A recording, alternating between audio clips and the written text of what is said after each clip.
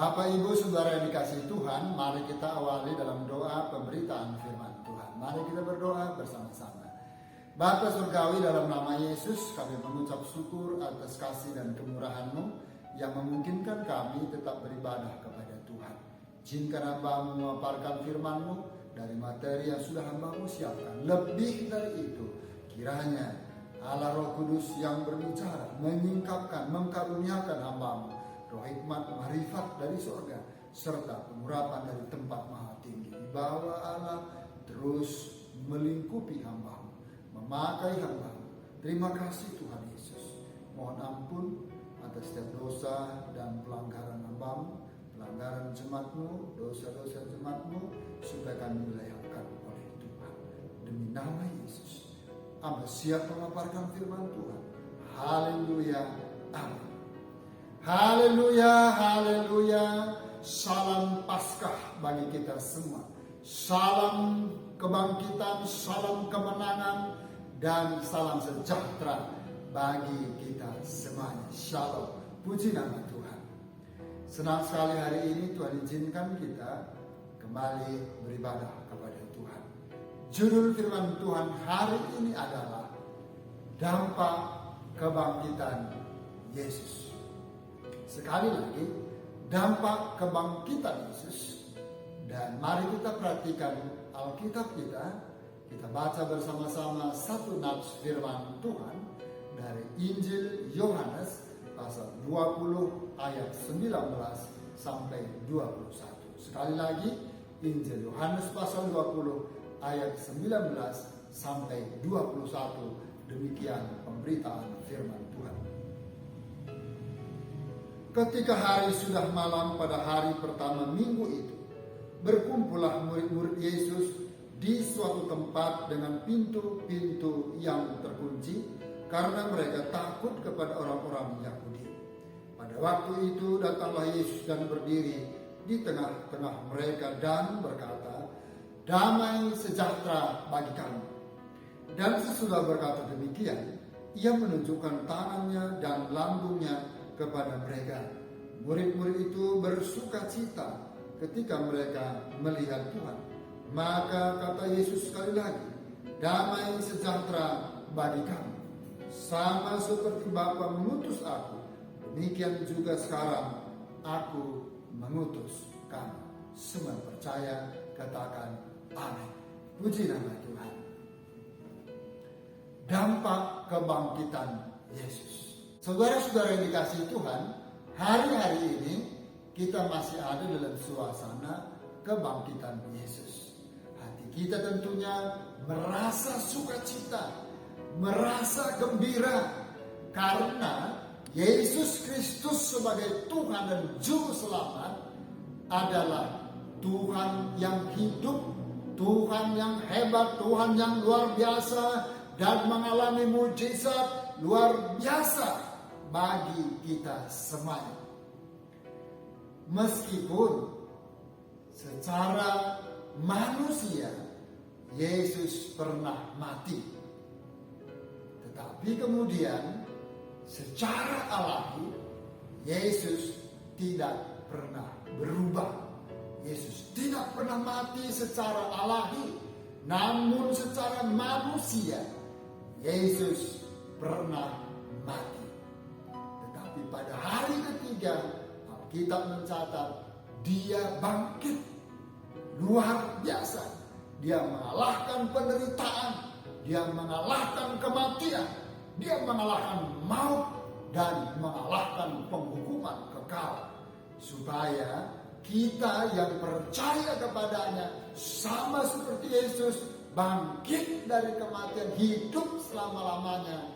Maka dengan iman kita juga mengalami hal yang sama kelak satu kali ketika Tuhan izinkan kita mati.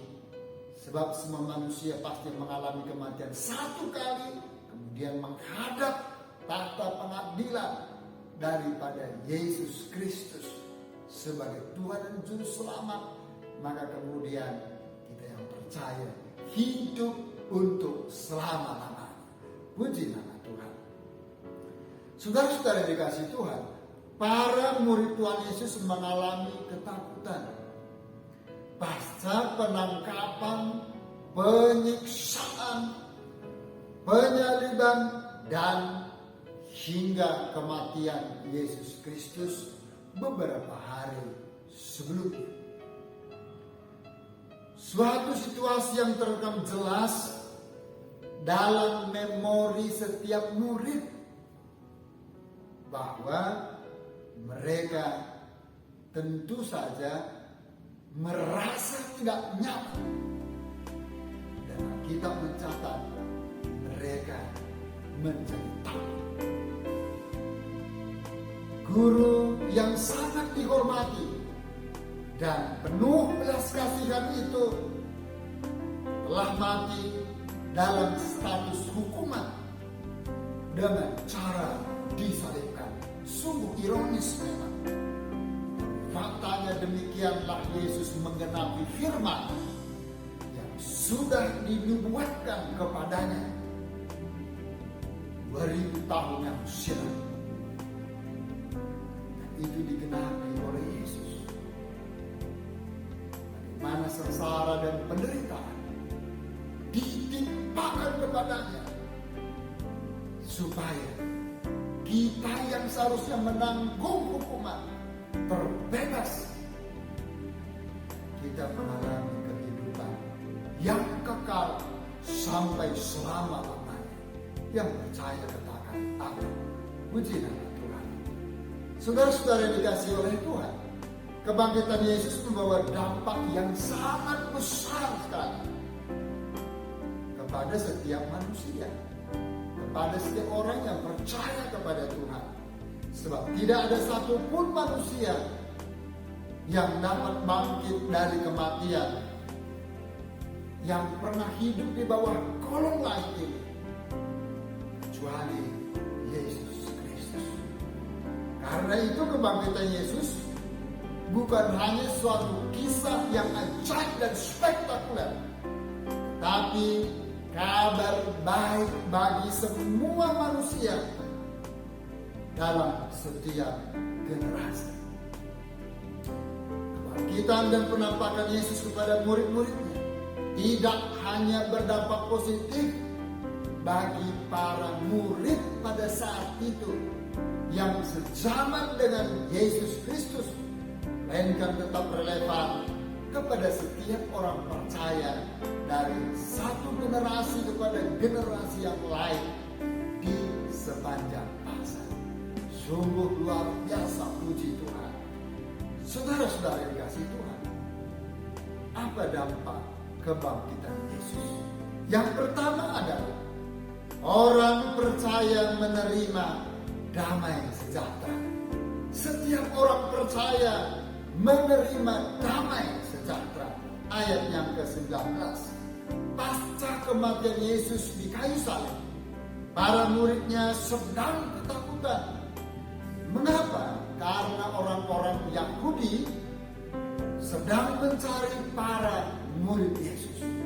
Bahkan pasal sebelumnya dalam Injil Markus pasal 14 ayat 50, ketika Yesus ditangkap dan hendak dieksekusi, maka kita katakan para murid meninggalkan dia, meninggalkan Yesus dan melarikan diri.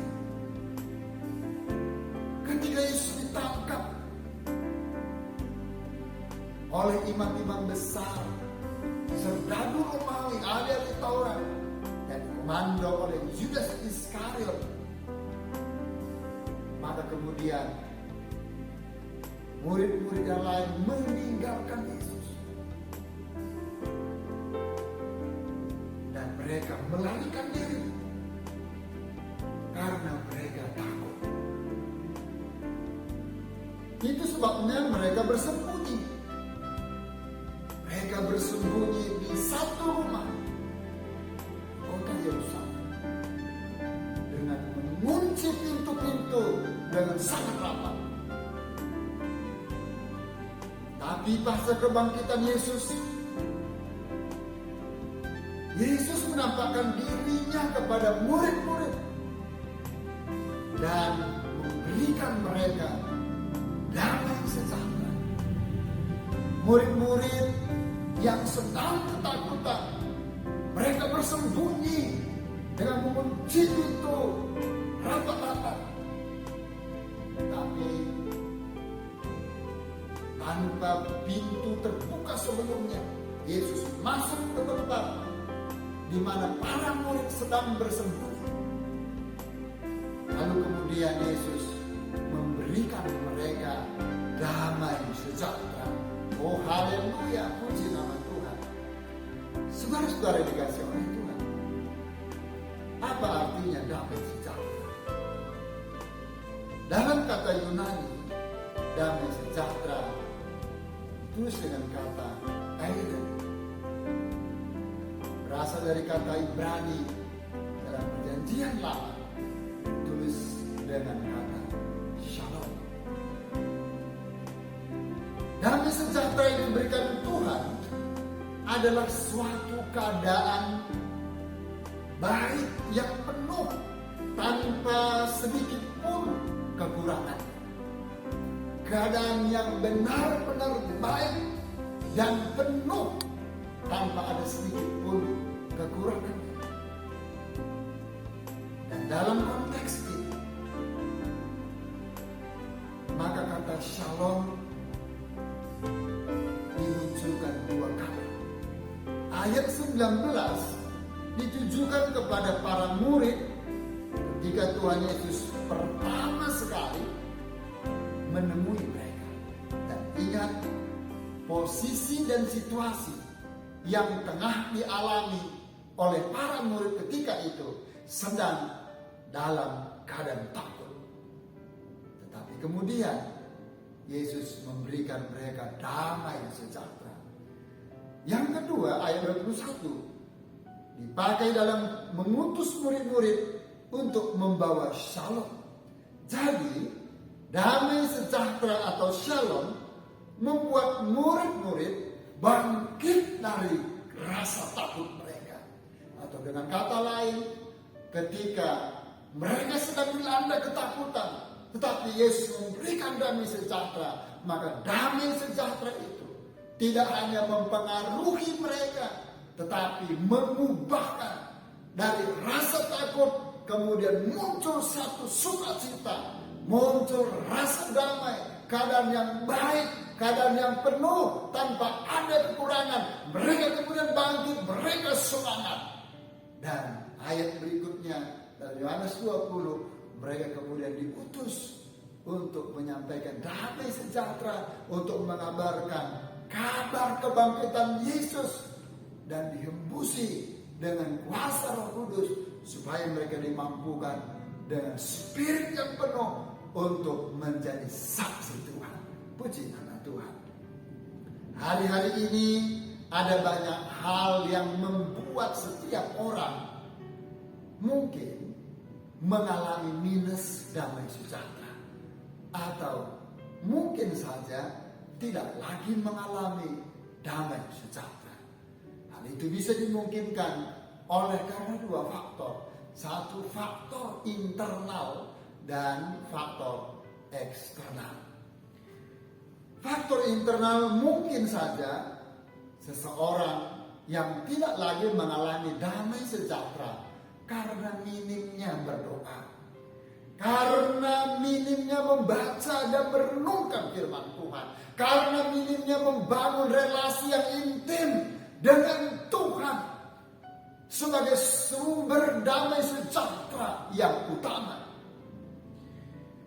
Mungkin juga minim untuk beribadah yang sungguh-sungguh, yang sejati, minim bersaksi, minim berkorban, minim berdampak positif baik kepada sesama secara horizontal maupun kepada Tuhan secara vertikal. Faktor eksternal mungkin karena iklim yang sedang fluktuatif, dinamika politik dan ekonomi domestik maupun dunia berpotensi mendatangkan kecemasan, berpotensi mendatangkan kekhawatiran, berpotensi mendatangkan ketakutan kepada setiap orang. Dan itu terjadi secara universal. Tetapi syukur, puji Tuhan bahwa dampak kebangkitan Yesus, setiap orang percaya, Anda, saya, kita semuanya dipastikan menerima damai sejahtera dari Tuhan yang benar-benar dapat mengubahkan dari rasa takut, dari rasa cemas, rasa khawatir menjadi keadaan yang baik. Semua yang percaya katakan amin. Puji Tuhan. Berikutnya, apa dampak kebangkitan Yesus? Yang kedua adalah orang percaya menerima kuasa kebangkitan. Ayat 20 dari Yohanes pasal 20. Kebangkitan Yesus dari mati membuktikan bahwa Yesus berkuasa atas kematian. Yesus berkuasa atas maut. Yesus berkuasa atas penderitaan sengsara yang begitu hebat. Yesus berkuasa atas penghukuman yang kekal. Dan kita bersyukur saat Yesus menampakkan dirinya kepada para muridnya, yang memperlihatkan tangan yang berlubang paku dan juga lambungnya. Dan hal itu menjadi bukti bahwa ia telah mati dan bangkit dari kematian. Tidak hanya kepada murid-muridnya ia membuktikan diri atau menampakkan dirinya, tetapi kepada kita juga, kepada setiap orang yang percaya kepadanya, kita juga diyakinkan melalui firman Allah. Yang percaya katakan amin. Puji nama Tuhan. Orang percaya hari ini tidak harus seperti Thomas yang harus melihat dan mencucukkan dulu jarinya kepada tangan dan lambungnya. Setelah itu baru kemudian ia percaya. Namun saudara dan saya, kita semuanya, seperti firman Tuhan berkata 2 Korintus pasal 5 ayat yang ke-7, bahwa orang benar hidup karena percaya, bukan karena melihat secara mata kepala. Sekalipun kita belum melihat pertolongan Tuhan, tetapi kita tetap percaya kepada Dia. Sekalipun kita belum melihat keadaan yang jauh lebih baik secara signifikan, tetapi dengan iman sekali lagi kita percaya kepada janji firman-Nya. Sebab Dia telah bangkit dan hidup, maka pasti ada sebuah harapan yang besar, hari esok yang jauh lebih baik daripada hari ini. Kesulitan-kesulitan hari ini, pergumulan yang begitu berat pada hari ini, dengan semua harapan, optimisme yang kita bangun karena kuasa kebangkitan Yesus, maka kita percaya bahwa ada hari esok yang penuh pengharapan, ada hari esok yang lebih baik, ada hari esok di mana Tuhan menyertai, di mana Tuhan memberkati, di mana Tuhan menggenapi janji-janji firman-Nya kepada setiap orang yang percaya kepadanya. Semua yang percaya katakan amin. Puji nama Tuhan. Saudara-saudara yang dikasihi oleh Tuhan, ada kuasa kebangkitan yang mengalahkan segudang penderitaan, yang mengalahkan bahkan alam, mengalahkan maut dan kematian, dan mengalahkan penghukuman yang kekal. Jika Yesus sudah mengalami kebangkitan dari mati, maka janji firman Tuhan kepada setiap orang yang percaya kepadanya, maka setiap orang yang percaya kepadanya, kelak ketika Tuhan mengizinkan dia mati satu kali, sebab semua manusia pasti mati satu kali, lalu kemudian dihakimi, maka orang yang percaya kepadanya pasti mengalami kebangkitan dan hidup dalam kekekalan, hidup untuk selama-lamanya, sama seperti Yesus hidup selama-lamanya. Semua yang percaya katakan amin. Puji Tuhan. Berikutnya, Apa dampak kebangkitan Yesus? Yang ketiga adalah orang percaya memberitakan Injil, ayat 21. Pasca kebangkitan Yesus dari mati, kemudian ia menampakkan diri kepada semua muridnya. Bukan saja kepada semua murid yang utama atau yang 12 orang, tetapi kepada semua orang yang sekarang sudah percaya kepadanya. Bahkan satu momentum kepada 500 orang sekaligus Yesus menampakkan diri. Dan lama Yesus menampakkan diri pasca Yesus bangkit dari mati selama 40 hari. Yesus berulang-ulang menampakkan diri, membuktikan bahwa dia benar-benar bangkit dari mati. Saudara-saudara, jikalau ada pemberitaan bahwa Yesus tidak benar-benar bangkit dari kematian, pastikan itu adalah berita hoax, berita yang berasal di luar dari kebenaran firman Tuhan. Tetapi yang benar adalah Yesus mengalami kebangkitan dari mati. Puji nama Tuhan. Tuhan Yesus bangkit dari mati, mengalahkan penderitaan maut dan kematian serta penghukuman yang kekal. Sama seperti si bangkit dari kematian, maka setiap orang yang percaya kepadanya tidak binasa, melainkan beroleh hidup yang kekal di dalam kerajaan sorga, di mana Yesus berada di sana. Jadi memberitakan firman Tuhan adalah perintah atau amanat dari Tuhan Yesus. Dan itu ditujukan kepada semua orang percaya.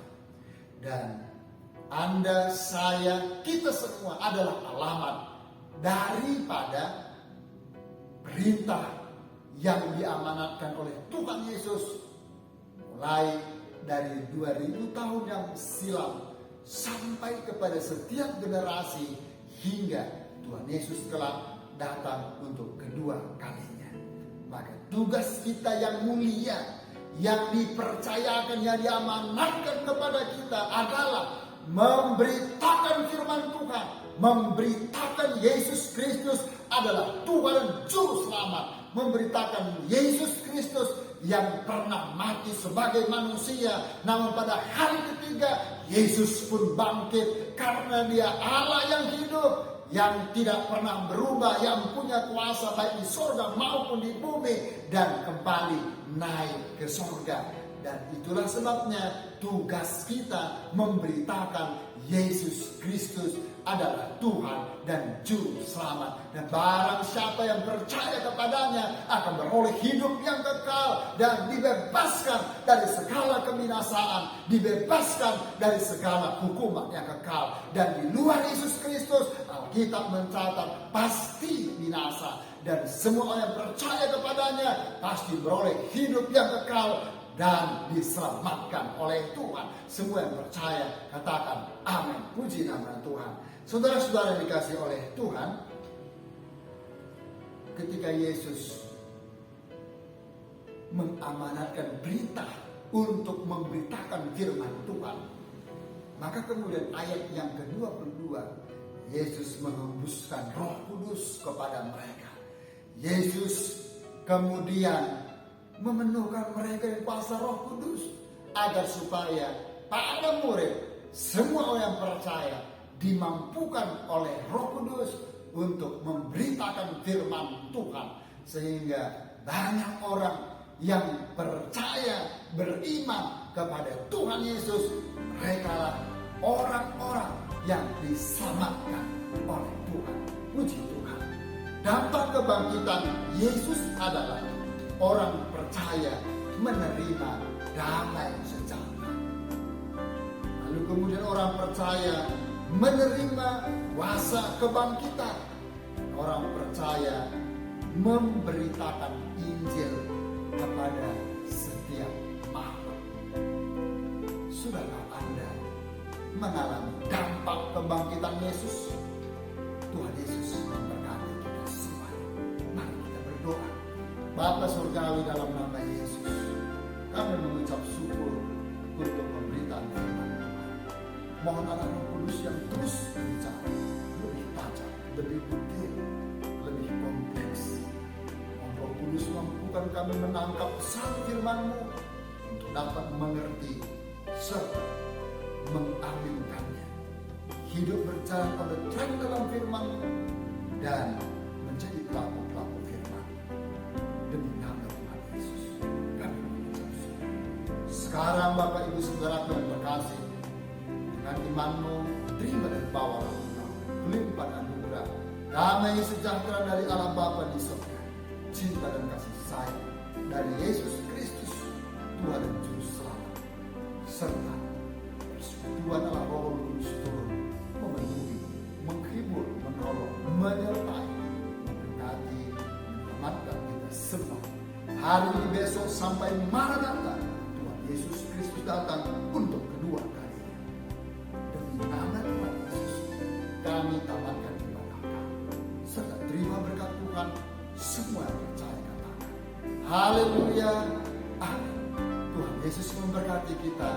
Shalom.